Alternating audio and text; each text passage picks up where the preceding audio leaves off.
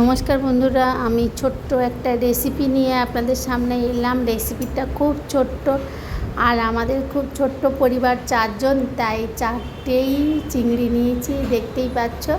তো 4টে চিংড়ি নিয়ে মানে লাউ চিংড়ি হবে, লাউ চিংড়ি হবে। তো এইটা দিয়ে আর একটু সব দেখাতে পাচ্ছি না ভিডিও ধরে ধরে, তো কুচো চিংড়ি একটু আছে, কুচো চিংড়ি ওর সাথে দিয়ে মানে তরকারিটা যাতে আরও সুস্বাদু এবং টেস্টি হয় তার জন্যে ওই ছোটো চিংড়ি আছে, চিংড়ি দিয়ে আর বড় চিংড়ি 4 পিস নিয়েছি 4 জনের জন্যে, 4টে দিয়ে আর লাউ আর হচ্ছে গিয়ে আলু দিয়ে তরকারি হবে, দেখতেই পাচ্ছ।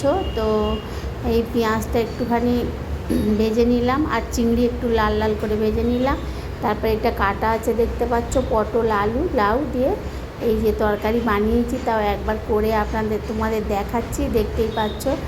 তো সব ভেজে যেমন যা মশলা দেয় সেরকম দিয়ে জল দিয়েছি, দিয়ে তরকারিটা আমার একদম ফিনিশ। আমি ছোট্ট করে দেখালাম, কারণ রান্না করতে করতে তো এটা করা সম্ভব হয় না, তাই মানে দেখালাম তরকারিটা কেমন হয়েছে, দেখতেই পাচ্ছ।